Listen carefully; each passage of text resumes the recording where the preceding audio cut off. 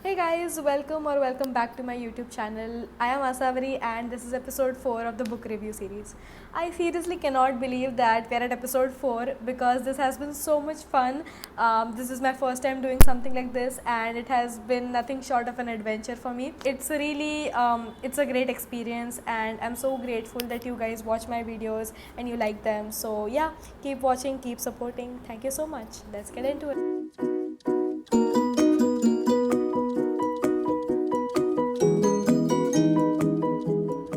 Okay, so the book that I have for you today is a book that I read on vacation actually. So I'm kind of between books right now, and one of the books I'm reading is very long. It's like 700 pages long, and I'm not able to get through it. So that's why while I was on vacation, I decided to switch things up and start a new book, which was a little fast paced, and I could finish it within 3 or 4 days. Okay, so the book that I picked up was a book by Freida McFadden. I think she's a very famous author. If you're into thriller genres, you've probably heard of her. One of her most famous book is The Housemaid, which went viral, I think, in 2020. I read it last year and I absolutely loved it. It is one of my 5 out of 5 star reads, definitely. And that's why I picked up the sequel to The Housemaid, which was The Housemaid's Secret by Freida McFadden. Yeah, that's the cover. Okay. Yeah, so to summarize the plot of this story real quickly, there is this girl called Millie who is studying in college and she needs money to pay for her fees, obviously. So she starts looking for these odd jobs to do while studying for her college. So she puts herself on a website and states all her skills, that I can cook, I can clean, I can do this, I can do that. And she gets a reply from a man called Douglas Garrick. Now when she goes to his house, he explains to her that she needs to do all these chores, general house stuff. But the apartment in which this man Douglas Garrick is living is like a humongous mansion, which already sounds very eerie when it is described.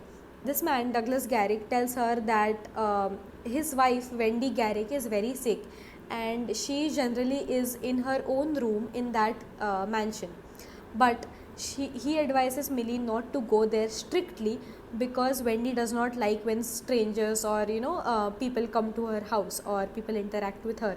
She is kind of disturbed or in a bad mental state. So he tells Millie, please don't go there. So Millie is like, okay, fair enough, she might not like it, but then as the days pass, she realizes that Wendy, the wife, is abused by her husband Douglas Garrick. So now this story revolves around how Millie investigates what is going on in that mansion, who Douglas Garrick really is, and what is happening to Wendy Garrick in that room. So yeah, that is basically the plot of the story. A lot of things happen after that. This is only like the basic premise of the book, and if you want to know more about it, you should definitely give this book a read. Okay, so coming to the review part, I think this book was a super fun read.